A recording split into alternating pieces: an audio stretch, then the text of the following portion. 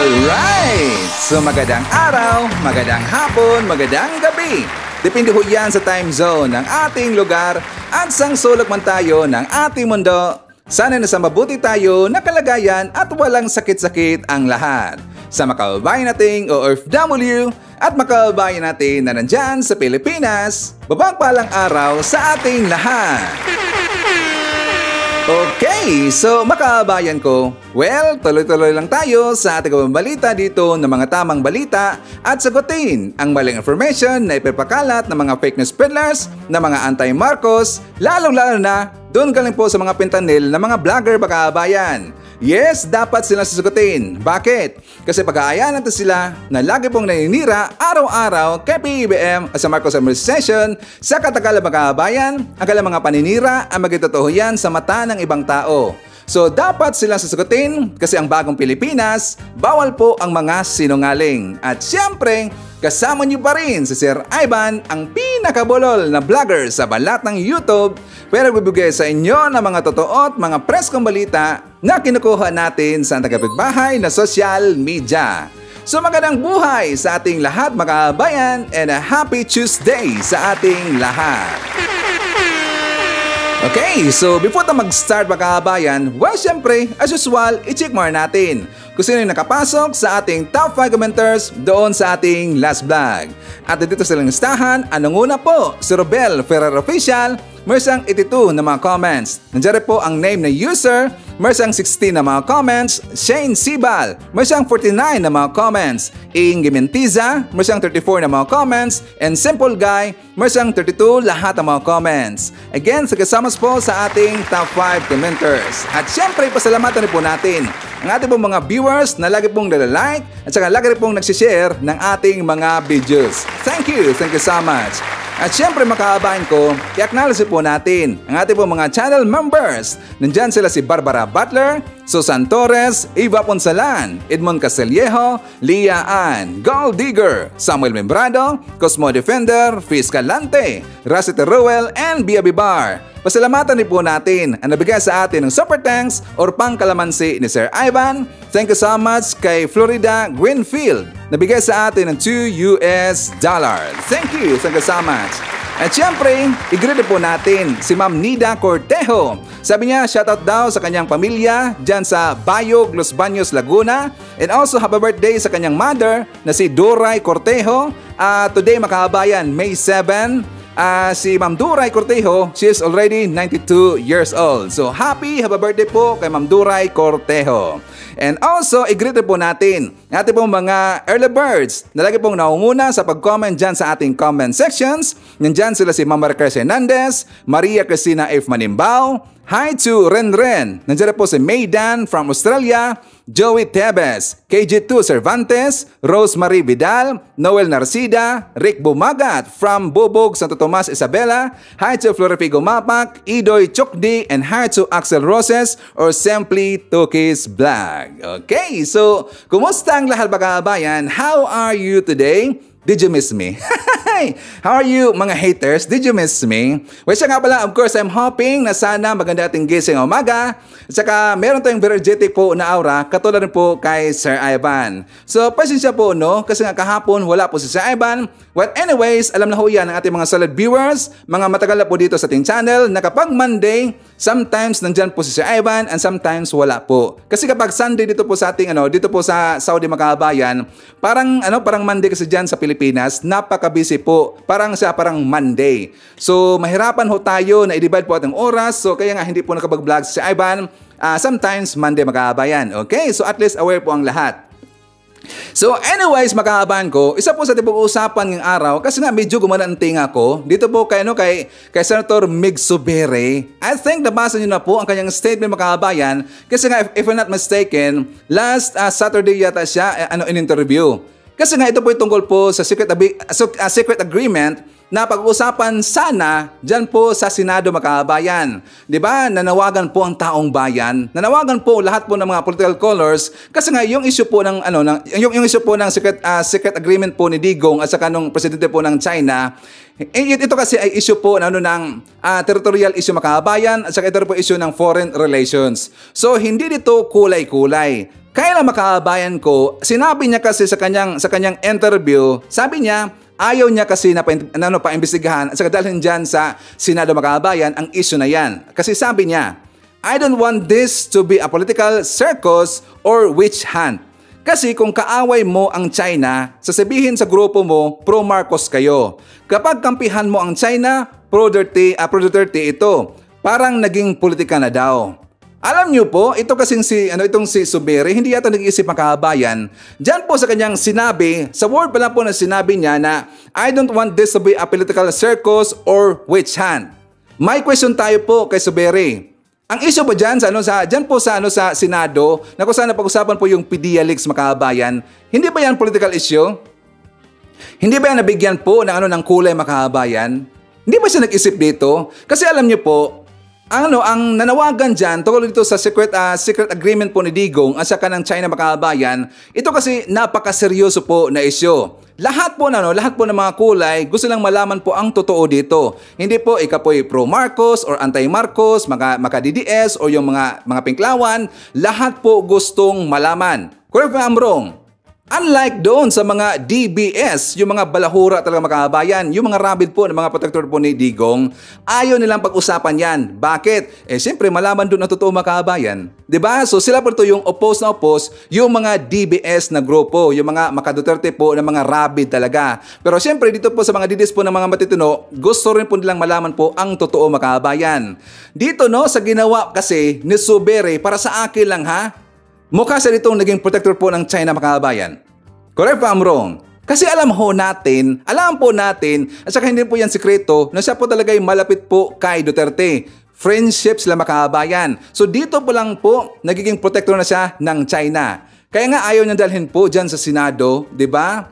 So kapag magtatanong tayo mga kababayan, Sir Evan, hindi ba pwede doon sa Kamara? Kasi nga yung Kamara mga kababayan, di ba yung mga congressman, mga representatives, ay sila rin po dito yung unang nanawagan na pag-usapan yung secret agreement po ng China dyan po sa Senado. Pero bakit po sa Senado? Kasi dyan kasi yung committee po ni Senator Amy Marcos Makabayan, 'di ba yung Committee of Foreign Relations, 'di ba isa po diyan membro po itong si Senator Amy Marcos. So diyan lang po pwede pag-usapan po yung issue niya Makabayan. Kailang mukha talagang pipigilan po ni Zubiri. So yan kasi nakakalungkot, gonggong talaga eh. So anyways, pag-usapan na po natin. Kasi nga ito pong mga DBS Makabayan, abay kinutya nila, inalipusta nila yung nagrally doon sa Senado Makabayan. Sabi pa nga Makabayan, nilangaw daw. Nilangaw daw ang rally doon sa Senado. Alam niyo po mga DBS, yung mga nandito po na mga haters sa Ivan, alam niyo ba na 2 days lang po ang preparation yan?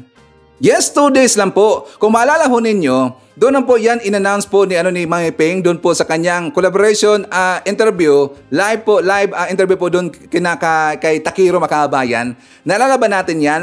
Yun lang po ang time, sila po nag-decide ito na mag-rally dyan sa Senado kasi nga naawa na sila dito kay PBBM. At tayo po yung naawa po kay PBBM kasi lagi siyang sinisiraan at lagi siyang inaalipusta po ng mga anti-Marcos Makabayan. So yung mga nandun po, nag-rally po sa Senado, alam niyo ba na ilang grupo lang yung Makabayan? Ilang grupo lang po yun. If I'm not mistaken, sinabi po ni Mang Ping, mga 3 lang yata, 3 or 4 yung grupo na nandun Makabayan. Pero at least umabot po ng halos 2,000 Makabayan. Diba? Tingnan niyo yan, halos umabot po ng 2,000 na yan lang po, ganun lang po kadami yung grupo nandun. Hindi umabot, I think 3 to 4 yata yun, if I'm not mistaken. Ikaw lang po si Saiban ha, pero yan po ang narinig ko kay Mang Ping Makabayan. How much more this coming May 17 sa Liwasang Bonifacio Makabayan ang nagpahayag dito ng ilang grupo ay umabot na po ng 21. Isipin niyan, hindi pa kasama ang mga pink clown Makabayan. Isipin niyo lang yan. Kaya nga itong mga DBS, double times lang ngayon Makabayan. Kahapon pa nga lang sa nakita nila sa Senado, ganun kadami, 3 lang na grupo Makabayan. How much more? 21 as of today. As of today, 21 na po grupo ang napahayag po ng suporta at dadalo doon po sa Liwasang Bonifacio this coming May 17 mga kabayan. Be ready mga DBS. Isipin niyo yan, wala pong politiko na nilapitan po si Mayping at saka yung mga vlogger mga kabayan. Wala po. Kasi gusto namin dito, legit lahat at organic po lahat mga kabayan. Wala pong nilapitan po ng mga politiko. Pero syempre, siguro mga in the coming days, hindi natin alam, baka meron pong mga politiko na lalapit mga kabayan. Hindi pa natin alam. Pero syempre, everybody is invited. Pero ayaw lang po namin, yung mga nandun na po sa administrasyon mga kabayan, yung naupo na po ngayon sa admin, ayaw po namin yan. Yung hindi lang po nagtrabaho po sa admin mga kabayan. So, everyone is invited. Baka pupunta doon si Manny Pacquiao. Joke lang. Joke lang mga kabayan. Gusto ko lang asarin to magunggong na to Pero alam nyo ba? Meron pong nilangaw nila na rally mga kabayan. Yes, nilangaw po. And that is confirmed at nakita ko mismo. Hindi nyo kagad nalaman mga kabayan kasi nga hindi po pinick up ng mainstream media. Pero yun pong rally doon sa Senado, alam nyo ba na pinick up po ng mainstream media mga kabayan? Kaya nga sila nasaktan ngayon, kaya nga sila napaka-unfair daw ng mainstream media. Pinick up po ng mga mainstream media. So mamaya pag-usapan natin yan at syempre, marami pang iba. Alam niyo po si Sir Ivan, marami itong binibutan ito ng mga pasabog every time na maglalabas tayo ng mga bagong balita dito sa ating channel.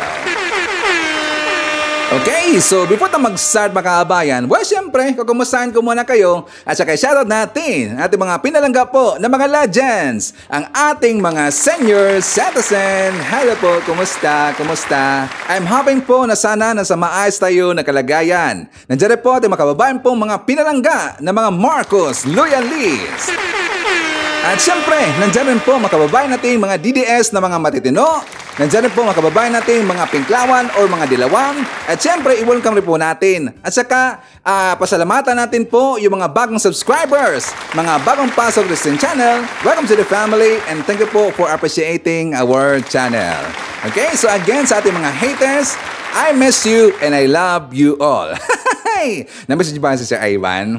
So anyways mga kababayan ko, before tayo mag-start, kasi meron pong nagpatulong sa atin mga kababayan ko. Siya po si Ma'am Nerlita Guerson. Diba sa ating last vlog mga kababayan, meron po tayong na-mention dito na kasi yung sa Alcala yata yon na fiesta doon sa kanila mga kababayan sa Alcala. Ang fiesta doon is coming, nag-start po nung May 1 until May 7 ngayong araw mga kababayan. So nung narinig niya po na merong fiesta doon sa Alcala, nagpatulong po sa atin si Ma'am Nerlita Guerson. Sabi niya, Sir Ivan, please read. Gusto kong malaman kung buhay pa ang tatay ko. Siya po ay si Antonio Reyes or de los Reyes na taga Alcala, Pangasinan. Diyan po ako pinanganak at ang ina ko po ay si Patricia Leybag. Please let me know. Please paki-announce po sa pag-vlog mo araw-araw. Sabi niya araw-araw siyang nanonood mga kabayan. So again, tutulungan po natin si Ma'am Nerlita Guerson sa mga nandito po na taga Alcala, Pangasinan. Kung kilala niyo po si Sir Antonio Reyes or de los Reyes or ang kanyang ina na si Patricia Leybag, please paki-message po kay si Ivan. At saka ako na pong bahala po mag-message sa kanya mga kabayan. Tulungan po natin kasi gusto niyang malaman kung buhay pa ba ang kanyang tatay. Okay? So ngayon mga kababayan ko, before tayo pumunta doon sa mga mainit na mga issue at saka mandidibang tayo ng mga kamaritisan po ng ibang mga vlogger, mga balita po ng mga DBS, mga mapanira, mahilig po magpakalpo ng mga fake news. Dito muna tayo po sa good news mga kababayan. Ito po yung balita po kay PBBM at saka sa ating gobyerno. Marami po tayong malaman po dito ng mga good news mga kababayan. For more details, let's watch this. Umabot sa 100 billion pesos na dibidendo ang nakolekta ng government-owned and controlled corporations. Mas mataas ito kumpara sa mga nagdaang taon. Yan ang ulat ni Alan Francisco.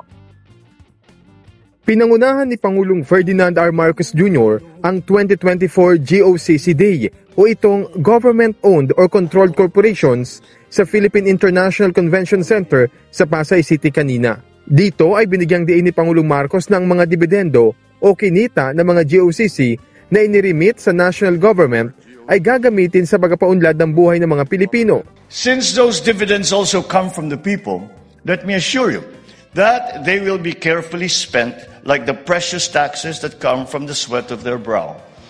It will be plowed back to them through projects and programs that will improve their lives today and also create a better tomorrow for our children.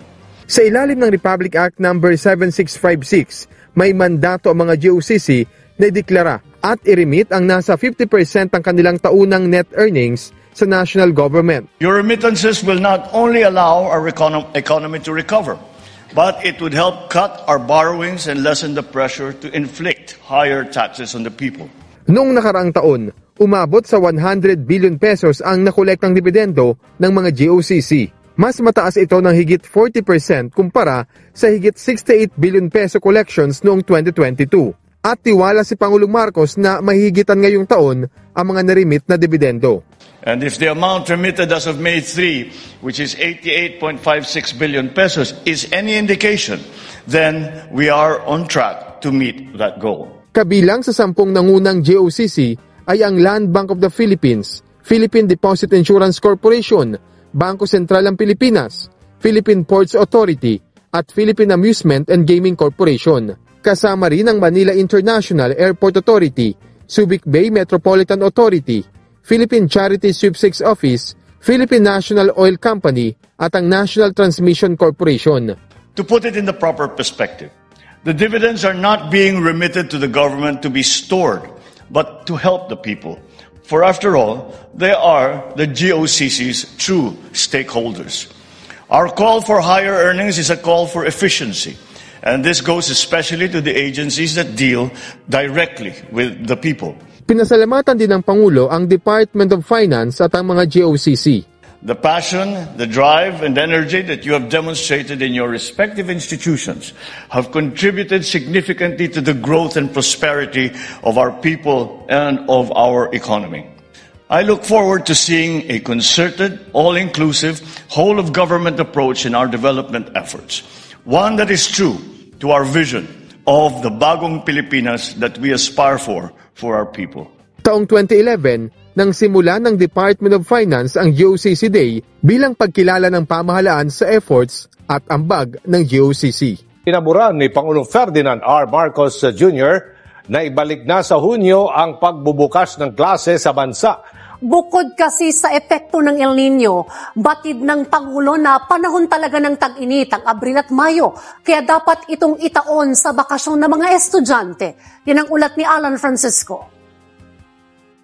Sang-ayon si Pangulong Ferdinand R. Marcos Jr. na ibalik na sa Hunyo ang pasukan ng klase ng mga estudyante sa bansa. Tugon nito ni Pangulong Marcos sa ambush interview ng media nang pangunahan niya ang Government-Owned or Controlled Corporations Day sa Pasay City kanina. Ayon kay Pangulong Marcos, napapanahon na ang pagbabalik ng dating school calendar dahil sa epekto ng El Nino, kung saan hindi maiwasan ng mga paaralan na magsuspindi ng klase dahil sa sobrang init. Sabi po ng Department of Education na isubmit na raw po sa office po ninyo yung recommendation para sa mga panukalang ibalik yung calendar, school calendar. Gawin na pong June ulit yung pasukan as soon as possible. Ano po ang tugon nyo po dito? Well, of course, hiningi ko yan sa DepEd and I asked Inday Sara to give me already a concrete plan because mukha naman, hindi na tayo kailangan mag-antay pa.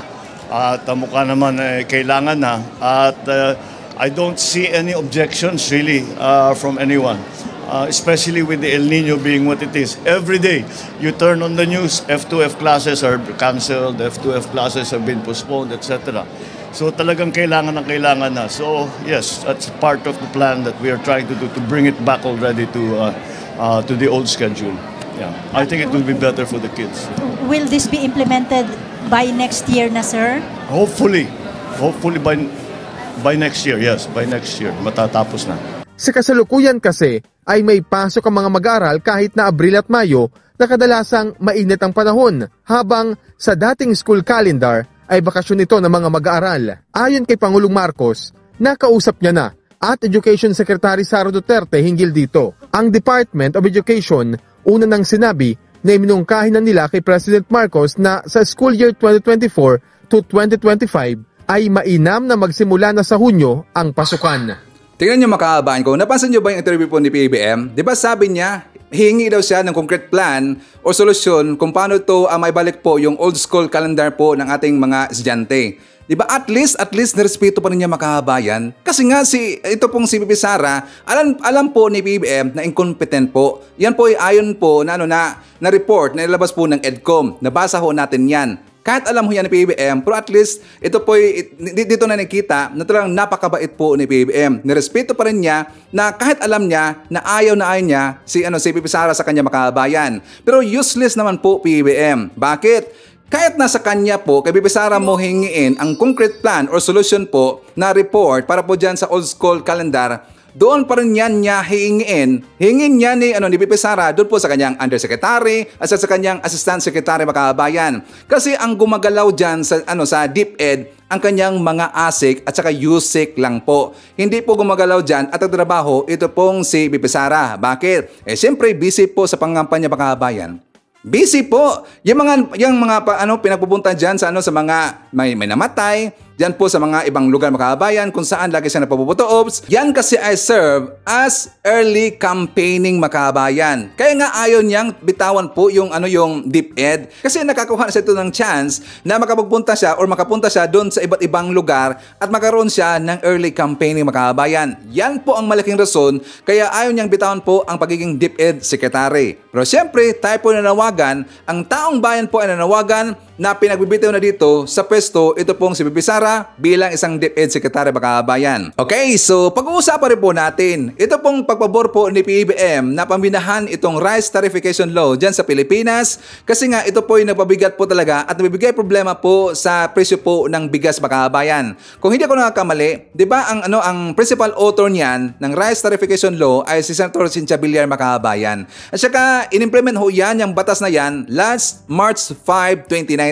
Then after that, nagkagulo na lahat makahabayan, nagkalitsi-litsi na, lalong tumaas po ang presyo ng bigas. Kaya kung malalaho natin, di ba noon makahabayan, na talagang galit na galit po yung mga farmers, or hanggang ngayon pa naman talaga, na galit po yung mga farmers dyan kay Cynthia Villar. Pinajunk na nila si Villar makahabayan, di ba? Kasi nga itong si Villar, nagbigay talagang problema sa mga farmers. So ito po yung good news makahabayan. Kasi nga pina-urgent na ito, paamindahan po ni BBM ang rice tarification law. For more details, let's watch this. Nais ng Department of Agriculture na ibenta sa halagang higit kumulang na 40 piso kada kilo ang NFA rice sa oras na mabigyan ng kapangyarihan ang National Food Authority na makapagbenta ito ng bigas. Si Clazel Pardilla sa Sentro ng Balita Live. Audrey, ikinalagod ng Department of Agriculture ang nais si Pangulong Ferdinand R. Marcos Jr. na sertipikahan as urgent na repasuhin ang rice tarification law. Yan ay para mapababa ang presyo ng bigas sa merkado. Kamakailan lamang ay naitala ang all-time high na taas presyo ng bigas sa loob ng 15 taon. Isinusulong ng Department of Agriculture na bigyan ng kapangyarihan ang National Food Authority na magbenta ng bigas sa panahon ng emergency o mataas ang presyo. Kasunod ito ng sinabi ni Pangulong Ferdinand R. Marcos Jr. na sertipikahan as urgent ang pag-amyenda sa rice tarification law. Matatandang simula ng ipatupad ang RTL ay pinagbawalan na ang NFA na magbenta ng murang bigas sa mga palengke. Pero hindi gaya dati na 27 pesos ang itinakdang presyo sa NFA rice. Nais ang Agriculture Department na ibenta ito sa higit kumulang 40 pesos. Depende sa presyong umiiral sa palengke at naayon sa bagong guidelines ng NFA sa paglalabas ng supply ng bigas. Kung yung stock ng NFA ay 3 months hanggang below 6 months, ang magiging presyuhan ay 20% lower than the prevailing market price na na-monitor ng PSA. So, halimbawa nga, kung 50 pesos ang na-monitor na price, minus 20%. So, that's minus 10 pesos. So, ang bentahan nila is 40 pesos. So, kung more than 6 months naman, at pwede pa, yan ay 30% lower naman. Win-win solution ito na tingin ng ating kagawaran na hindi nalulugi ang NFA, at the same time, mas mura yung bigas. Napapanahon anya na maipatupad dito sa harap ng banta ng paparating na La Nina. Pero una nang pinalaga ni Senator Cynthia Villar ang hirit na magbenta uli ng bigas ang NFA sa palengke na inalis noon dahil sa umano'y anomalya sa naturang transaksyon. Si Villar ang principal author ng Rice Tarification Law. Tinanggal nga yun Kasi alam mo, dati ang NFA, siya nag-i-import exclusively ng bigas. And napansin ng gobyerno na hindi nagmumura bigas. In spite na sila, walang tariffs. Pinalalawig ni Villar ang probisyon sa batas na i-extend ang Rice Competitiveness Enhancement Fund o pagbibigay ng ayuda sa mga magsasaka mula sa taripang nakokolekta sa mga imported rice sa bisa ng RTL.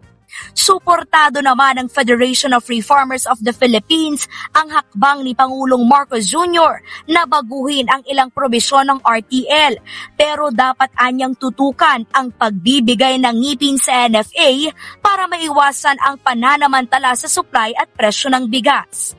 Sa ngayon, powerless ang NFA at to some extent even ang government to prevent yung profiteering, hoarding, at saka pati sa pagmumonitor ng mga stocks ng bigas. Tinanggal lahat yan ng RTL.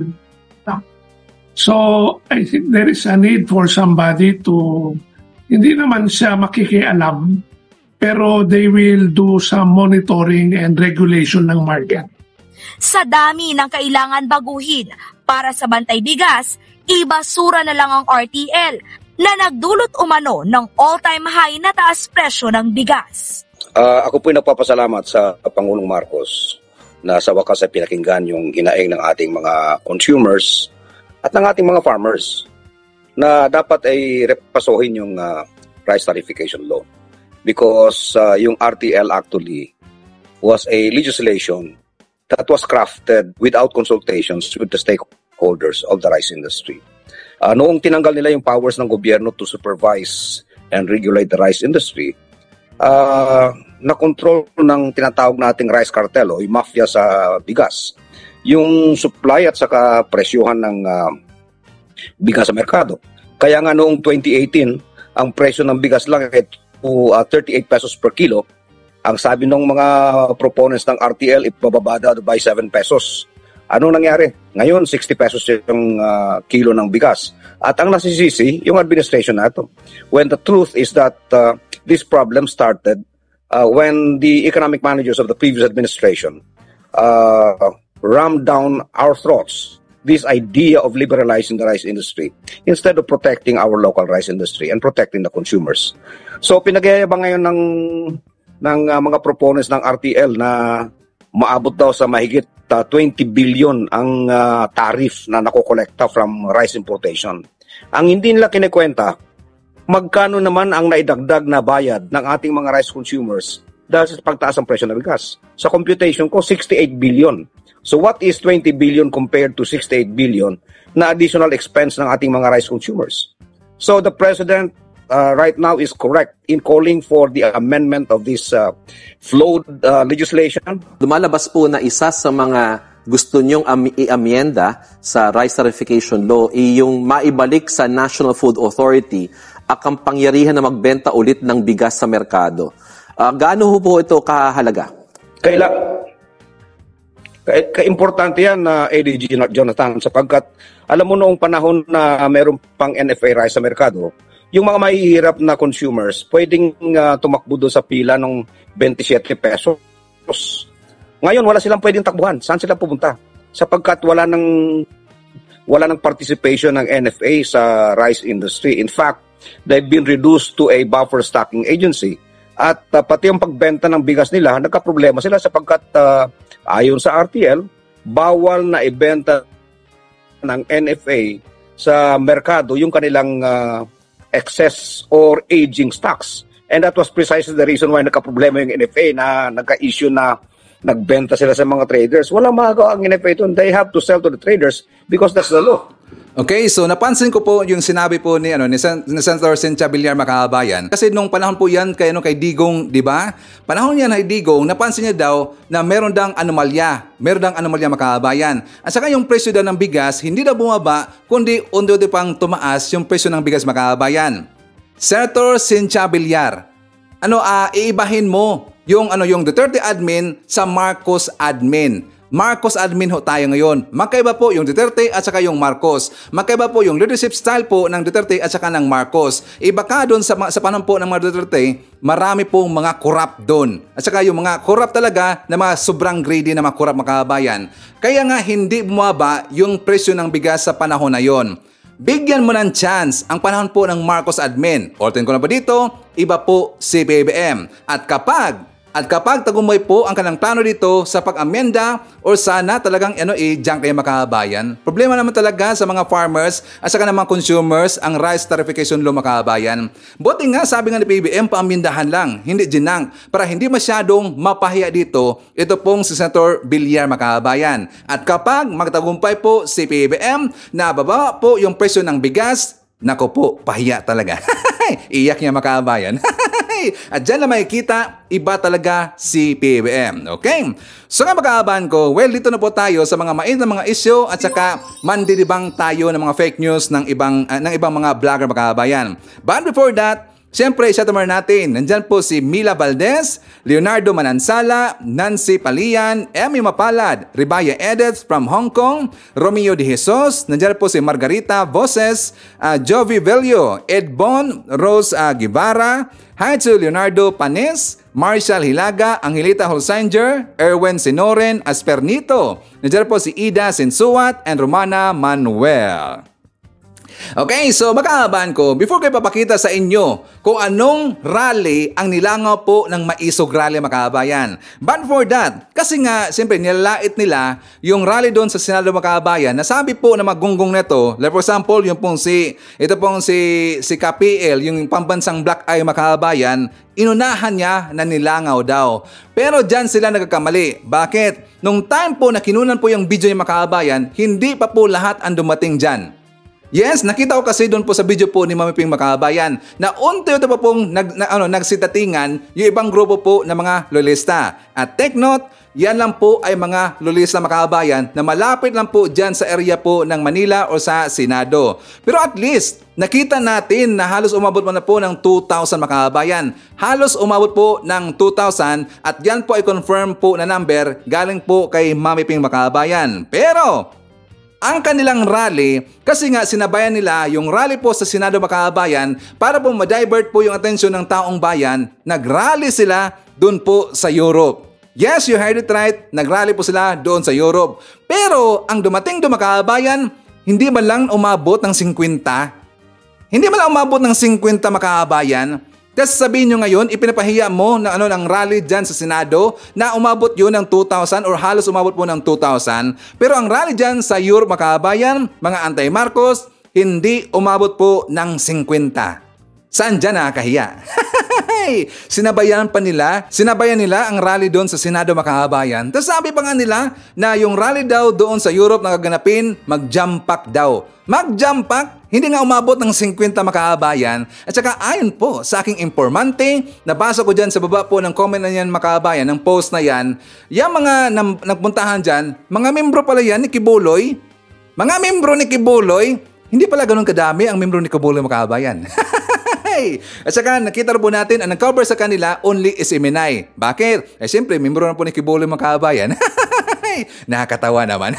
Mga member pala yan ni Kibuloy. Pero doon po sa Senado na nagrally doon, yun po yung mga legit organic po na mga lolista. At hindi sila mga bayaran, mga kababayan, at wala po nabigay sa kanila ng fundings para mo magkaroon dito ng rally. Kundi ang nabigay sa kanila ng pagkain, yung mga vlogger, mga kababayan. Okay? So ipakita ko rin po sa inyo yung update po tungkol doon sa rally po sa Senado at saka this coming May 17 dyan sa Liwasang Bonifacio. So for more details, let's watch this. Ito po, mga kababayan, ang pinakamalupit pa, Mami Peng.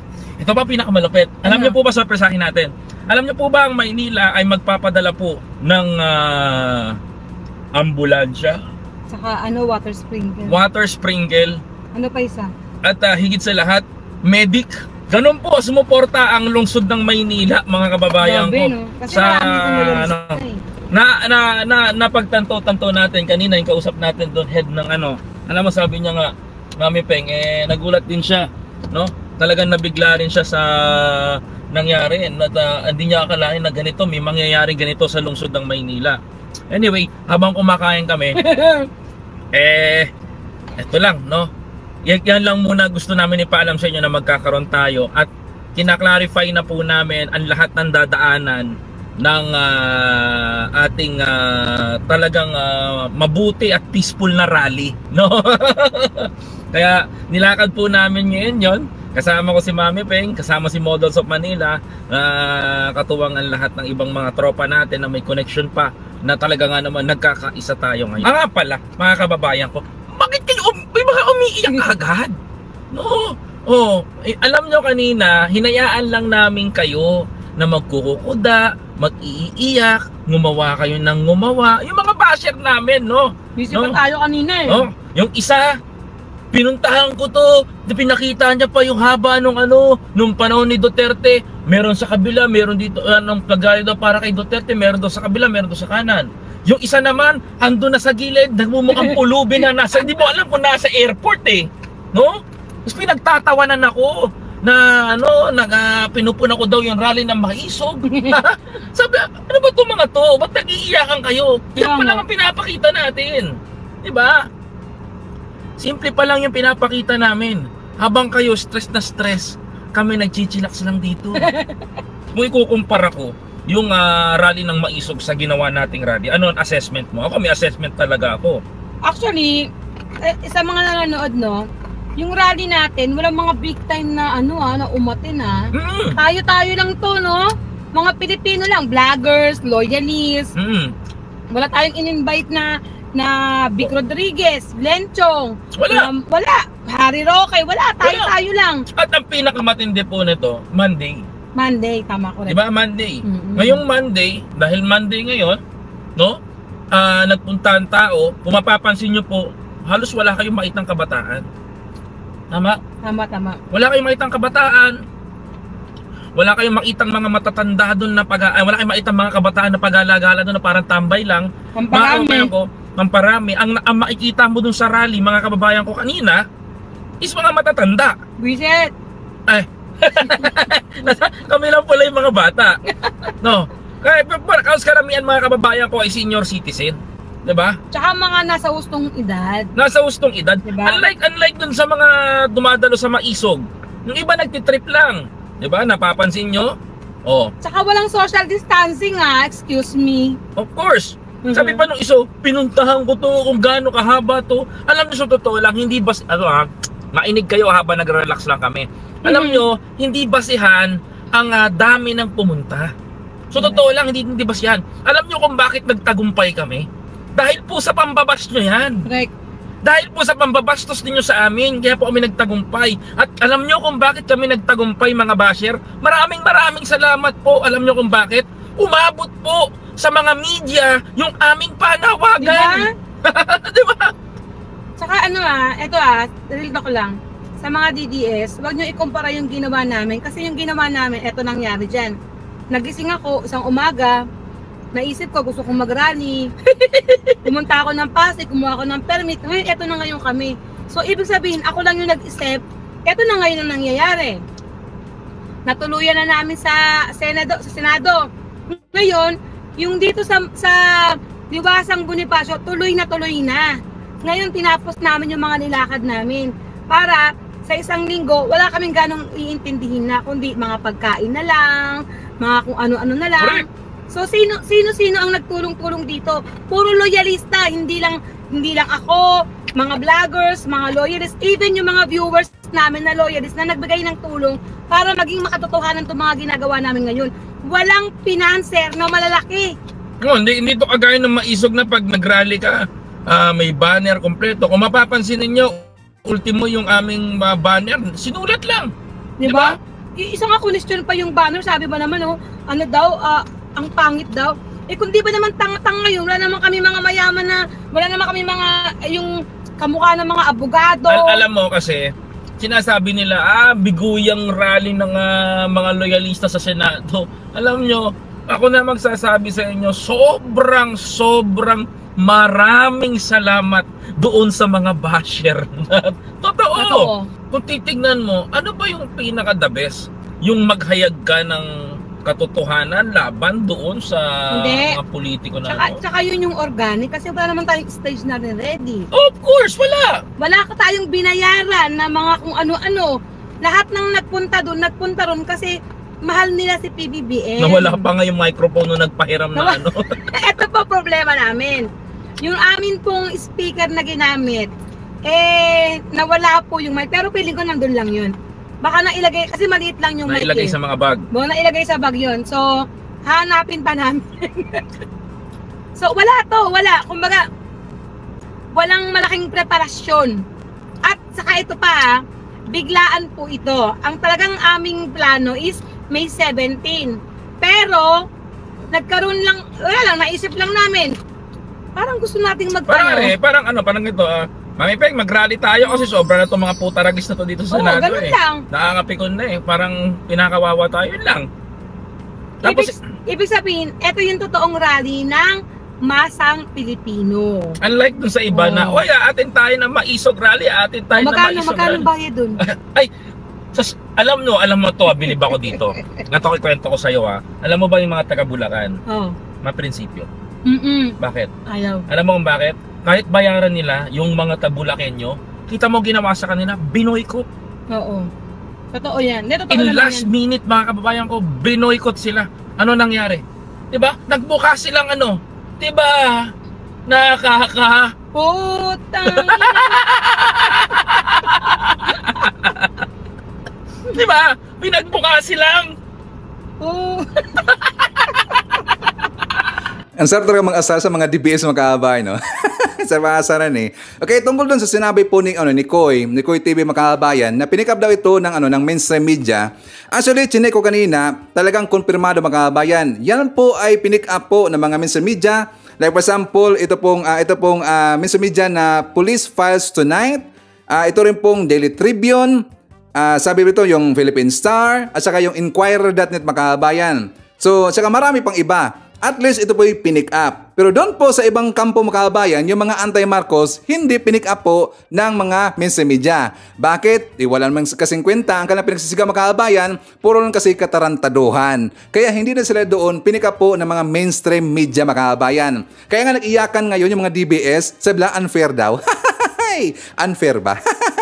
Tama lang po yun. Kasi mga sinisigaw nila, the same pa rin yan noon mga kabayan. Pababain nila sa pwesto po si PBBM. At saka sisiraan lang nila si PBBM mga kabayan. The same pa rin yan, pagmura pa rin, katarantaduhan pa rin. Kaya hindi na sila pinipick up dito ng mainstream media. Pero at least dito po sa Senado mga kabayan, rally po ng mga lolista, pinick up kagad na mga mainstream media. So salot dito sa mga mainstream media, okay? So makakabahan ko, di ba alam ho natin, nakalitsi-litsi po yung plano nila na ngayong araw yata yun, yung May 7 na nausog rally mga kabayan doon po sa Dumaguete. Di ba alam ho natin, talagang binoykot sila mga kabayan. Talagang binigyan sila ito ng hassle ni Mayor Ipi Remolyo yata siya, Ipi Remolyo, kasi nga nakapag-set up na sila doon mga kabayan. Actually, pinoso yan, di ba? Pinoso yan nito po ni Jason sa makabayan. Ang post niya, sabi niya, binigyan ng permit, pinayagan makapag-set up. Subalit kagabi ay pinabaklas ng mayor iyong stage set up. So ibig sabihin makabayan, talagang binigyan sila ito ng malaking problema ni mayor dyan sa Dumaguete Central Government makabayan. Kasi nga syempre, pag set up pa lang nila doon po sa venue, gumasto na sila pakabayan. At saka hindi po ganun kaliit ang gasto niyan, malaki ho yan. Kasi nga gumagamit sila ng malaki po na mga kagamitan makabayan. Kasi nga siguro na-realize dito ni Mayor na baka ang gagawin nila dyan sa Dumaguete, the same pa rin po ang gagawin nila yung nandun po sila sa Davao makabayan. Diba? So, diba ang sabi ho dyan ni Mayor Remolyo, palusot. Palusot ba yun? Ang palusot po ni Mayor Remolyo ay meron na silang makabayan. Hindi daw sakto yung bilang daw ng pulis na pwedeng ibigay sa kanila para bigyan sila doon ng security makabayan. Yan lang po ang kunting palusot po ni Mayor. Kaya hindi sila naniniwala mga kabayan. Siguro mga ilan na po siguro yung mga pulis doon kasi nga 'di ba malaking problema diyan sa Dumaguete mga kabayan. Yung issue po, yung patayan, yung nandyan po itong si Tevez, yung alam ho natin, malaking problema talaga dyan sa Dumaguete. So kaya nga na-realize dito ni Mayor Ope ng Dumaguete na nagbigay sa dito na medyo palusot ng konti para hindi po matuloy ang kanilang rally mga kabayan. So nag-decide po, yung TAPS, yung organization po dyan sa nag-organize, nag-handle po yan ng nausog rally mga kabayan na i-push through pa rin nila. So ang plano mga kabayan is today. May 7, 2024. So, ang plano nila is doon po sa Freedom Park na gagawin mga kabayan. So, di ba sa Freedom Park, hindi na kailangan po ng permit.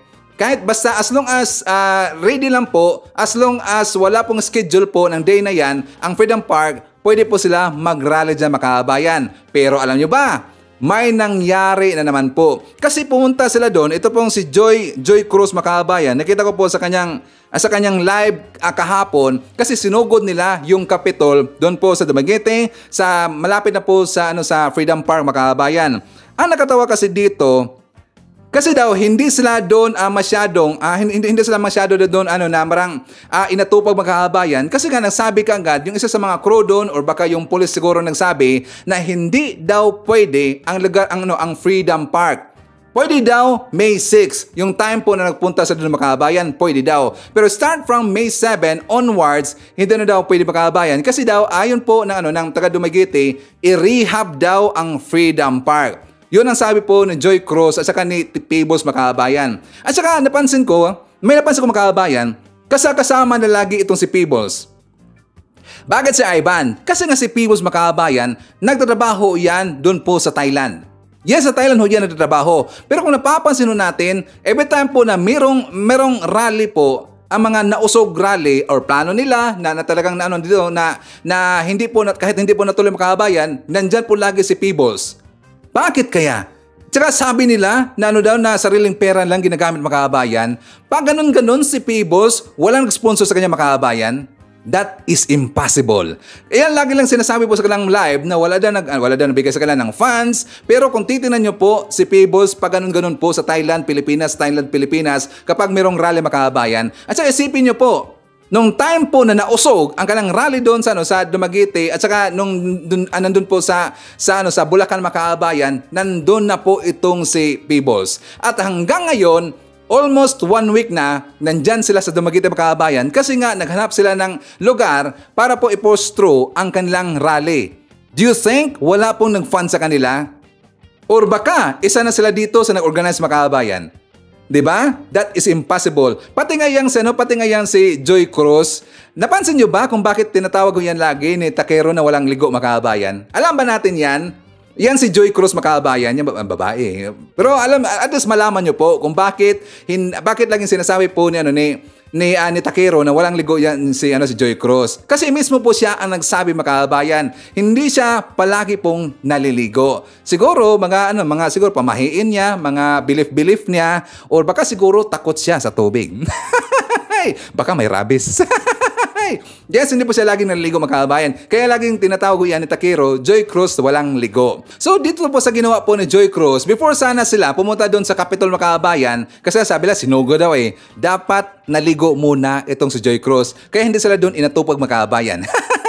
So para meron ho tayong ebidensya, ipakarinig ko muna sa inyo ang vlog po ni Joy Cruz mga kabayan. For more details, let's share this. Gusto na namin ikwento sa inyo ng bonggang-bongga. Kinausap namin yung mga pulis doon. Sa Capitol. Pumunta kami, sumugod kami doon. Tanong kami kung paano kukuha ng permit. Etchos lang naman namin. Pero, ayun na nga. Walang alam yung mga taga doon. Hindi nila alam kung ano yung ganap bukas. Tapos may nakausap tayong isa, Nay. Oo. Meron siyang position yung baka barangay chair. Oo. Kasi may exemption na hindi, today lang hindi pwedeng gamitin. Oo, ngayon lang hindi pwedeng gamitin yung park kasi may session. Kasi, ang sabi, dahil nga may session ngayon, hindi pwedeng gamitin yung park. Dahil baka raw may dumating ng mga anti-pro. Sino? True. Sino yung mga anti-anti na pinagsasabi natin? Ayan. kailangan malaman natin na bukas kung inuumpisahan nila yung rehabilitation ng park. Oo, kaya babalik tayo doon. Oo. Kasi wala yung tarpaulin, lagot ka sa akin, Mayor, parang chito ka naman, papalit yung kinalala. At saka, ano yung nire-rehab ninyo? Wala man kaming nakitang nire-rehab doon. Sabi ko, Kuya, anong nire-rehab nyo dito? Ang ganda-ganda ng park. Oo. Wala mo silang nire-rehab doon. Wala namang sira, wala namang construction, wala namang... Ang ginagawa lang nila, dinidiligan yung halaman ng 2:00 ng tanghali. 2:00 ng ano. Ang park, parang nire-rehab ka nila. Oo. Saan ka nire-rehab dyan? Lupa o tao? Yun ang dapat na tao, dapat ang i-rehab nila. Oo, ayan. So yun, baka ibang rehab ang need nila. Ano kami mga video kami, ano kung anong ginagawa nila doon sa Freedom Park. Ay, huwag nyo kami pagsinungalingan dyan. Wala kayo nire-rehab doon. Tigilan nyo kami. Pumunta kami doon sa Freedom Park. Wala kayong nire-rehab doon. Huwag nyo kami ng etchosin. Ayan. May mga, may mga bumangin. Oo, may mga tinatayong kembot, ganyan-ganyan. Naku po, ligwak na naman yung nausog rally mga kabayan. Ligwak na naman. Ngayon, gusto lang magiging sa tingin po ng mga anti-Marcos, yung grupo na ni Joy Cruz Makabayan, naging sinungaling lang po dito yung Dumaguete. Pero alam niyo ba, talagang niresearch ko yan, ang Dumaguete Makabayan, ang gobyerno po ng Dumaguete, nag-post talaga sila week before. Week before pa, nag-post na po yung taga Dumaguete. So ayon po ito sa post Makabayan, in preparation of the May 17, 2024 Centennial Celebration, temporary closed. Freedom Park will temporarily be closed for maintenance and rehabilitation purposes from May 6 until further notice. Actually, pinost rin po yan ng taga-SM na Makabayan sa DZAR po nilang account. Sabi dito, just in, Freedom Park na kinukonsiderang venue ng hakbang na maisog rally sa Dumaguete City, Negros Oriental, temporaryong isinara sa publiko simula ngayong araw, Mayo 6, 2024. Sa abiso ng Negros Oriental Provincial Government, isa sa ilalim sa maintenance and rehabilitation ang lugar bilang paghahanda sa 100-year celebration ng Capitol Building. Naabutan naman ng SMNI News sa Freedom Park ang 2 malalaking truck na nakaparada sa harap mismo ng stage. Gaganapin bukas o ngayong araw, May 7, ang Maisog Peace Rally na pangungunahan mismo ng dating President Rodrigo Duterte. So ang kanilang rally mga kabayan, maliligwak na lang po, mausog na lang po ang kanilang rally. So maghanap na lang po sila ng ibang binyo mga kabayan. Isang binyo, hindi ka magamit lang yung Freedom Park. Kawawa naman. Mga tarantado kasi. So anyways mga kabayan ko, forward na rin po tayo. But before that, isatamar natin, nandyan po si Trineng Lozano, Fisicelio Carillo, hi to Veronidia Serrano, Army Lagaso, Tita Lolet Villamor, hi to Retzen Signing. Nandyan rin po si G. Pasante, Erika Mapagmahal, Sarah Brightman Vlog, and hi to John Kuan. Okay, so makahaban ko, pag-uusapan na natin po itong si Migs Sobere. But before that, before tayo magpunta doon, kasi nga si PBM po ay sumagot na doon po sa tanong ng isang media tungkol doon sa issue po ng PDLX na nakasama daw ni PBM si Maricel Soriano na gumamit daw ng pulburo makabayan at saka nung time na yon handa na daw sila i-raid nung time na yon. Ang sagot po ni PBM, pinagtawanan lang po sila makabayan. Pinagtawanan lang po sila ni PBM. Kasi nga yung question yun, walang kwenta talaga eh. Napaka-imposible po na gagawin ho yan ni PBM. Bakit? Unang-una, hindi man nila alam na si PBM isa lang po ang kidney makabayan. Isa lang po ang kidney. Do you think gagamit pa po ng mga ipinagbabawal na gamot yung mga isa lang po ang kidney makabayan? 'Di ba? Gonggong talaga eh. Kaya nga sila pinagtawanan nandito ni PBM. For more details, let's watch this. Tinawanan lang ni Pangulong Bongbong Marcos ang aligasyong sangkot siya sa iligal na droga at muntik pang ma-raid dati ng PIDEA. Nasa frontline ng balitang yan, si Maricel Halili. Hindi nakaligtas si Pangulong Bongbong Marcos sa pangungulit ng media nang maungkat sa panayam kanina ang aligasyong sangkot siya sa iligal na droga. Na-corner si PBBM ng mga reporter matapos dumalo sa isang event sa Pasay. Pero imbes na sagutin ang issue, natawa lang ang Pangulo at saka umalis sa venue. Sarap daw ni Maricel Soriano sa Senate hearing. parang binabanggit po nila na parang you're involved sa drugs, something, ganun. Kami ni Opo, yung 2012 daw po, Mr. President. Contrived yun. Unang umingay ang issue noong Abril matapos kumalat ang ilang dokumento ng PIDEA na nag-uugnay umano kay PBBM sa droga na muntik pa raw targetin ang raid sa Makati noong 2012 kasamang isang artista. Tinawag na itong peke ng PIDEA at tinalakay din sa unang pagdinig ng Senate Committee on Public Order and Dangerous Drugs noong nakaraang linggo. Tingin ni Committee Chair Senator Ronald Bato de la Rosa, totoo ang mga dokumento. Pero sa parehong ambush interview kanina, sinabi ni Executive Secretary Lucas Bersamin na gawa-gawa lang ang alegasyon sa Pangulo. Contrived yun. Hindi ito ang unang beses na nasangkot sa issue ng droga si PBBM. Nauna na rin niyang nabanggit ni dating Pangulong Rodrigo Duterte sa isang prayer rally sa Davao. Pero pinabulaanan na rin ito mismo noon ni PBBM at maging ng PIDEA. Pinaghihinay-hinay naman ng ilang eksperto ang mga senador, partikular na si Senador Ronald Bato de la Rosa sa ginagawang investigasyon kaugnay sa umano'y na-leak na impormasyon mula sa PIDEA kung saan dawit ang pangalan ni Pangulong Ferdinand R. Marcos Jr. at iba pang personalidad sa segment na Punto de Vista sa programang Rise and Shine Pilipinas. Sinabi ni Professor Antonio Contreras na may batas na nangangalaga sa pagkakakilanlan ng sinumang sumasailalim sa investigasyon. Maging ito man ay may kinalaman sa droga o iba pang krimen. Git nito may karapatan ang bawat isa sa isang tinatawag na privacy. Sabi pa ni Contreras, tila namihasa na ang karamihan na sa tuwing may nakuhuling suspect ay ipinaparada kahit na hindi pa napatutunayan.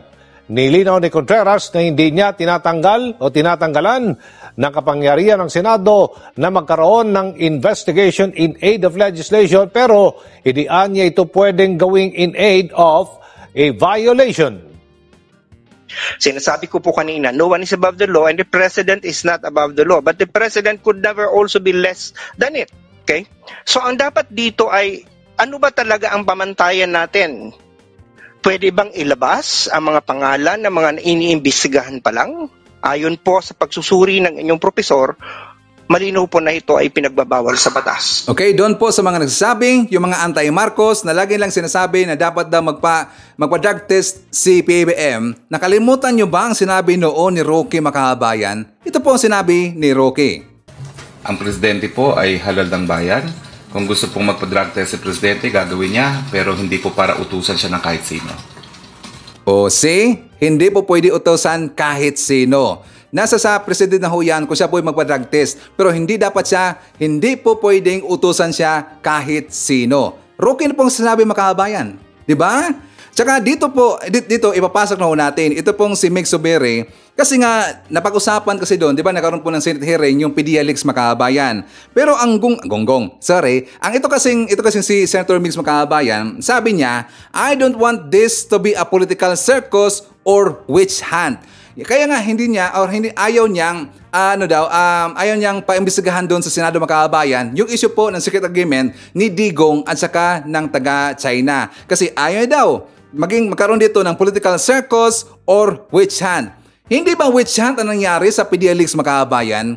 Hindi ba political circus ang nangyari dyan sa PDLX? Dapat sana, before niya sinabi niya Makahabayan, mag-isip-isip muna kung hindi ba yan nangyayari doon sa PDLX. Okay, so ipapakita ko rin po sa inyo Makahabayan. Ito kasing meron na pong statement si PBBM na pabor siya na hindi po gagamitan ng water cannon ang Chinese Coast Guard. Kasi nga 'di ba maraming pong nag-request Makahabayan. Sabi po ng taong bayan, bakit hindi daw gagamitan rin po ng Pilipinas ng water cannon yung taga-China Makahabayan? At ito po ang sagot ni PBBM.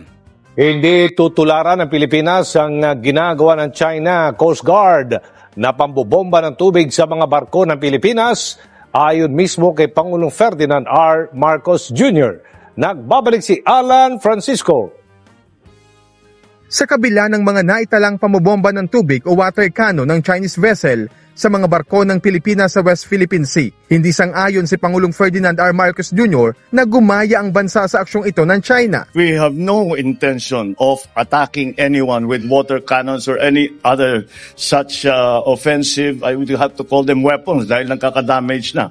So no, that is not something that's in the plan. Sagot yan ni President Marcos nang makapanayam ng media sa Pasay City kanina.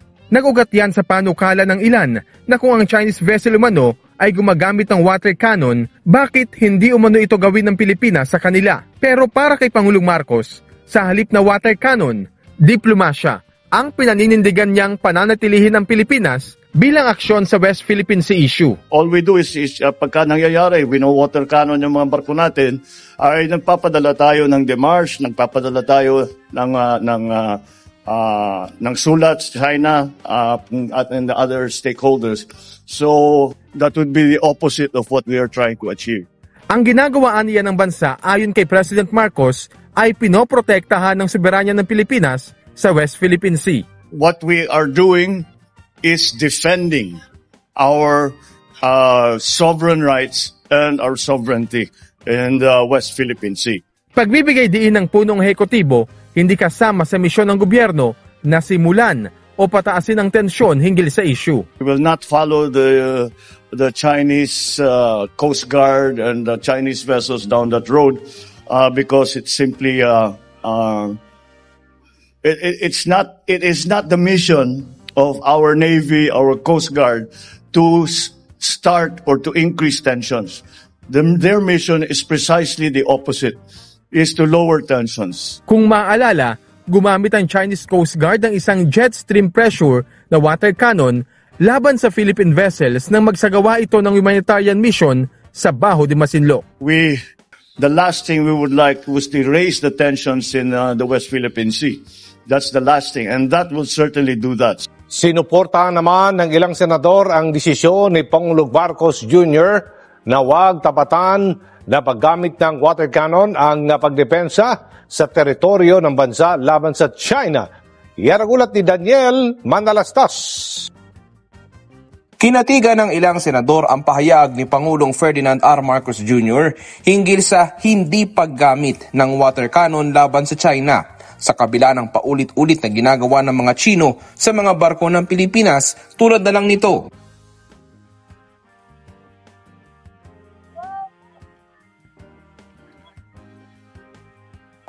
Ayon kay Senator Jinggoy Estrada, pagtuunan natin ang pansin ng pagsisiguro sa pagprotekta sa ating teritoryo ng sumusunod sa batas sa pamamagitan niya ng diplomatikong kaparaanan. Ang posisyon niya na pinili ng Pangulong Marcos ay pagpapakita ng kanyang dedikasyon para tindigan ang diplomasya at pangmatagalang interes ng Pilipinas. Nanawagan din ang senador na suportahan ang diskarte ng gobyerno. Kinatigan naman ni Senator Francis Tolentino ang Department of National Defense sa harap ng panibagong ginawang pahayag ng Chinese Embassy na umano'y new model arrangement. Hindi ko maintindihan ba't nila ginagawa yan. Dininay na yun ni Secretary Teodoro. So we rely on the statement of Secretary Teodoro. He's telling the truth.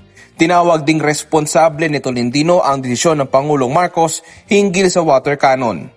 Pilit na hinahati ng China ang mga Pilipino pagdating sa usapin ng West Philippine Sea. Ayon yan sa National Security Council. Yan ang ulat ni Sujin Kim. Pinabulaanan ni National Defense Secretary Gilbert Teodoro Jr. at National Security Advisor na si Eduardo Año ang mungkahi ng China na pumasok sa isang kasunduan o new model arrangement ang Pilipinas kasama ang China tungkol sa Ayungin Shoal. Hindi matapos-tapos itong fake news and disinformation na nanggagaling sa Chinese Embassy. Pahayag ng Foreign Affairs Department, hindi kailanmang iniwan ng bansa ang jurisdiksyon at karapatang soberanya nito sa ating Exclusive Economic Zone o EEZ, kabilang ang Ayungin Shoal. Dagdag ni Assistant Director General Jonathan Malaya, wala po tayong ipinapasok na kung anumang informal or formal na mga kasunduang ganito because the National Security Council and National Security Advisor Eduardo Año will never put the national interest on the line. Hindi rin nakikita ng national security na may kahit anong dahilan para isailalim sa investigasyon si Wescom Chief Vice Admiral Alberto Carlos. Sabi ni Malaya, ang disinformation na ikinakalat ng China, anya, ay bahagi lamang ng kanilang cognitive warfare para pababain ang moral ng mga Pilipino. Kahit ano pang paulit-ulit na pagdadawit ng China or the Chinese Embassy dito sa mga kasunduang ito, wala pong saysay yan kasi hindi po yan totoo. This is pure and clearly fake news. Samantala, tungkol naman sa itinambak ng China na mga crushed coral sa Sandy Cay 1, 2 at 3, ani ni Malaya, ito ay ginagawa ng China para mabago ang physical attributes ng Pag-asa Island upang ma-reverse ang arbitral ruling. Base rin sa huling maritime mission, nasa degraded state na ang lugar. Inaanyayahan ng DFA na dumulong sa Bilateral Consultation Mechanism on the South China Sea o BCM-SCS ang China. Okay, so ang inilabas kasi na fake news makabayan ng taga-China, na sabi nila ang nagkaroon daw dito ng agreement yung AFP at saka yung China makabayan na hindi daw alam ni PBBM. So babasahin ko lang po yung balita po ng Manila Bulletin. Sabi dito, breaking, this is 2 days ago makabayan, sabi nila, the Chinese Embassy in Manila claims that the Philippine military and the Department of National Defense and the National Security Council had entered early this year into an agreement with China with regards to the South China Sea. The embassy says that the agreement was between China and the Philippines through the AFP Western Command that was supposedly approved by key Philippine government officials including on DND and NSC. So yan po ay talagang katarantaduhan makabayan. Yan po ay fake news. Yan po ay pinasangalingan po ng taga-AFP at saka ng DND at saka ng NSC makabayan. So ngayon, nang nabasa ho yan ng kabilang kampo makabayan, and I think ito po'y planado lahat. Baka alam na po nila ni Crescent at saka nila ni sila si Montero, sila si Lopez, yung kabilang kampo makabayan, sinakyan kagad. Pinalabas nila, sabi na hindi pala daw si Digong or yung Duterte admin ang nagkaroon daw ng agreement makabayan, kundi daw ang Marcos admin. Sabi nito ni Crescent, paano yan? Under the BBM government, ang gentleman's agreement this year lang, sabi niya. Does this mean that BBM cannot control and is not aware of the dealings of the AFP? Personally, I don't think China will blatantly lie like this without proof. There is too much at stake for our country like them. There will be recordings, written correspondence, minutes of meetings. In short, BBM is kept in the dark. Hindi ba siya ang Commander-in-Chief? Hindi ata control ni BBM ang key military officials sa WPS issue. So yan kagad po ang kanilang ipinakalat makabayan. Alam nyo ba, ang post nila ni Crescent, nila ni Montero, nila ni Lopez, ni Trixie, talagang nagkasabay-sabay lahat makabayan. Nagkasabay-sabay kagad lahat. So ito po talaga ay planado. Planado po ang kanilang paninira makabayan. So ngayon, ipakita ko po sa inyo yung vlog po ni Atty. Claire makabayan kasi nga nung nabasa po ni Atty. Claire yung desisyon po ni Senator Mig Zubiri na ayaw niya paimbestigahan po sa Senado yung tungkol po dito sa secret agreement po ni Digong at saka ng China, talagang pinulbo siya ni Atty. Claire makabayan. For more details, let's watch this. So, ito kasi yung akin partner dito kasi makikita mo, kahit sabihin niya na wag lagyan ng kulay, dito malalagyan siya ng kulay. Sino? Si Senate President. Kahit sabihin niya wag lagyan ng kulay, bakit? Oo. Pero then nakikita sa kanyang statement partner. Sa statement niya, mahalata siya Na siya mismo ang naglalagay ng kulay. Okay. Sabi niya ganito, I don't want this to be a political circus or witch hunt. Okay? Ngayon ka lang nagsalita niyan, Senate President, na I don't want this to be a political circus or witch hunt. Bakit? Yung iba mong hearing dyan, nagiging political circus na. At nagkakaroon ng witch hunt. Di mo napapansin? Diba? Kapag kayo ay nagpapalay detector test dyan at kung sino-sino mga na-akusahan dyan, na wala pang mga dokumento, partner, parang nagbabluff lang. Di ba kayo nag-witch hunt niyan? Di ba? Saka wag mo sabihin political circus, matagal na nagiging circus ang kisena sa Senado. Lalo sa dami ng grandstanding na nangyayari dyan, partner. Di ba niya napupuna? Ngayon ito lang napupuna niya dahil Dahil ba may kinalaman or patatawag si dating Pangulong Duterte? At alaman natin na ganun siya ka-close sa dating Pangulo. Sa akin lang, partner, tandaan mo, noong nagkaroon ng hearing si Senator Bato tungkol sa PDEA leaks, di ba? Hindi ba ito naging political circus na rin? Bakit? Ang tinutumbok pala nung hearing na yun, hindi naman yun talagang dokumento. Kung hindi, patumbok yun kay Pangulong Marcos tungkol sa Pulveron issue. Dapat dito, Senate President, hindi ka namimili, di ba? Kasi lumalabas ito, parang okay pag ito, pagka patungkol kay Pangulong Duterte o kaya kay Pastor Kibuloy, ang bagal. So, kaya ka nakukulayan. Pero anyway, partner, okay? Nangyari kasi kanina nagkaroon ng hearing.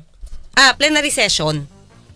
Okay? So, inopen ito ni Senator Riza Hontiveros, yung tungkol sa Gentleman's Agreement. Ito nga, nagpaliwanag si Senate President, partner. Wala naman daw siyang kulay. Ang pinag-uusapan lang daw dito is about sovereignty. Pero hindi siya nagpapadelay. Yun ang sabi niya, partner. Hindi siya nagpapadelay. At hindi na, itong sinabi niyang hindi siya keen on launching an investigation, partner. Nabawi naman niya kanina. Siguro dahil ang daming tumaligsa sa kanya, partner. At Saturday ba to? So baka ang daming mga natanggap siya mga comment. Di ba? Kaya sabi niya, itong resolution daw ni Riza Hontiveros ay isasanggunan nila, ipaparefer nila sa proper committee. Pero partner, ang sabi niya, malamang ito ay ma-refer sa Committee on Foreign Relations. Di ba? Mga kayubi, maliban sa foreign relations, ano pa ba pwede? Blue ribbon? Diba? Ano pang committee pwede? Na-investigahan rito. Oo, kasi partner, ito lang yung sa akin. Yung kasing Committee on Foreign Relations, ang chairman dito si Senator Amy Marcos. Tingin niyo ba mga kayubi, ipapatawag ni Senator Amy si dating Pangulong Duterte? Diba? Kaya tinatanong ko, sino pa bang pwedeng committee ang mag-hear dito maliban sa foreign relations? Sabi ko, baka pwede blue ribbon. Diba? Hindi na kasi ito basta foreign relations, partner. Diba? Yun yung tingin ko. Kasi kung ibibigay mo agad dyan sa foreign relations, alam mo na kahihinatnan yan. Kung i-investigahan naman, partner, in aid of legislation, umami naman si Pangulong Duterte na may ganun silang naging usapan. Okay. Pero hindi ito nakadokumento. So wala silang pirmahan. So ano pa bang dapat nilang halungkatin rito? Kung ano pang naging usapan? Paano nila makukuha yon? Kung wala namang nakalagay sa dokumento, partner. Hindi, pag-uusapan na lang dito, anong limitation ng gentleman's power ng presidente? Diba? Nakapasok ka into unwritten gentleman's agreement ka. Unwritten agreement na magbubulid, pwedeng magbulid sa bansa. Ano yung pwedeng maging liability dito? Diba? Even after kang maging presidente. Tingin ko dapat may mga ganung batas. Diba? Kasi sinasabi ka, kung hahabulin mo pa ngayon, wala na siyang partner, wala na siyang kapangyarihan. Diba? Ano ang pwede mong ikaso? Anong pwede maging liability? So, yung mga ganung klase, maliban sa presidente, sino pwede maging liable? Diba? Katulad niya, nagbanggit naman si dating Pangulong Duterte, sino mga kasama niya. Si General Esperon nga ba? Tapos saka sinasabi niya, si Secretary Anyo, at that time, na dinidinay naman na meron siyang alam. So, yung binabanggit ng mga taong ito, pag kami ganito talaga nangyari pa sa future, anong pwede maging kaso? Anong liability? Anong liability? Oo. Kasi, diba? Tama. Kasi sa ngayon, wala na silang maihabol eh. Oo, saka dapat malaki ang danyos. Maliban sa anong penalty, dapat may fine na napakalaki. Oo. Kasi even, partner, etong mga ginagawang panghaharas, ano pa lang haka-haka pa lang yun. Kung may kinalaman ba doon sa ginawang gentleman's agreement. Kasi mas lalong nagiging agresibo di ba? Kahapon lang ata, may lumabas na rin na balita na ang embahada ng China, di ba, na sinasabi may na pinasukan daw din ng Westmincom o Westcom ba yun, partner? Ay, nakita ko yung partner pero hindi ko pa siya naaral Oo. Pero ito lang sa akin din, partner, di ba, umamin kasi yung China na meron silang agreement with Pangulong Duterte. So, parang sa taon ng ikinabubuhay ko, partner, parang wala pa akong nadinig na Pangulo na pumasok sa na ganitong klaseng agreement na walang may alam. Maliban lang kay Pangulong Duterte. Hindi naman nila madidinay kahit sabihin ni Atty. Panelong wala. Umamin na si Atty. Una, umamin si Atty. Si Atty. Roque. Pangalawa, hindi dininay ni Pangulong Duterte. Pangatlo, sinabi rin ng pinatotohanan ng China na meron. So kahit sabihin mong walang written agreement ito, kasi sabi ni Sawiri dito sa news partner. This is about national sovereignty. Ang mahalaga dito, wala tayong kasulatan. Wala tayong in writing or treaty. Oo nga, wala nga in writing. Pero ang pwede maging liability ng mga taong ganito na ang dating is taksil sa bayan. Diba? So, anong dapat ang gawin dito? Pagka ba na lamang ganito, dapat agad. Anong pwedeng gawin? Kasi pag impeachment, partner, numbers game yan, delikado. Diba? Hindi ka naman mananalo. So, anong pwedeng isang paagad? Diba? Sabi nga natin, lahat lang, siguro tingin ko dapat may mga ibang maliban sa impeachment, anong pwedeng gawin sa mga ganitong klaseng pangulo na ang dating traidor sa bayan? Kasi yan yung dapat ding linawin. Di ba? Oo. Doon sa binabanggit ni Senate President Subiri na nagiging na partner political circus. Okay. Oo. Political circus ba o dapat lang talagang i-hearing. I-hearing. Diba? Yan yung mga tanong. Dapat i-hearing. Partner, kasi pag gusto umiwas, may paraan. May dahilan. May mga ganitong klase mga excuses, partner. Pero sinabi nga natin, bakit? Yung PDLX ba hindi political circus ang dating? Hindi ba witch hunt ito? Diba? Maliwanag, wala din naman kayong dokumento. Nakita nyo lang sa social media. Diba? Pero bakit pinatulan nyo? Okay, so any comments, suggestion, or reaction sa ating mga topics ngayong araw, please feel free to comment dyan sa baba at babasahin yan mamaya ni Sir Ivan. At syempre, i-shoutout po natin. Kasama natin ngayong araw si Tinkerbell, Jillian Quezon, Jemson, Regine, Jeriel, and Jim of Cute Cebu City. Garis going from Rodolfo Randarabor of Tansa, Cavite. Nandiyan po si Oscar Soriano at saka hi daw sa Ibong Lagalag ng Mount Diwata. Glenda Golina, Carmela Salinga, hi sa pamilya ni Delia na nasa Pinas, galing kay Eva Atienza na nasa Dubai. Nandiyan po si Evelyn Garcia, Vivian Torne, hi to Gemma Camarines. Okay? So anyways, yan po ating manakab ng mga balita ngayong araw. Kung nakaabot ka po sa portion na to, sana nakapag-like na ho tayo. Libre po ang mag-share. Libre din ang mag-subscribe. Again, maraming salamat sa mga viewers na hindi nag-skip ng ating mga commercials. Thank you so much. At before natin tatapusin ating programa ngayong araw, sana sabayan nyo si Sir Ivan para sa ating live messaging prayer. Panginoon ko, salamat po sa pagbibigay mo sa akin ng kapayapaan at biyaya. Panginoon, naway samahan mo po akong lumakad.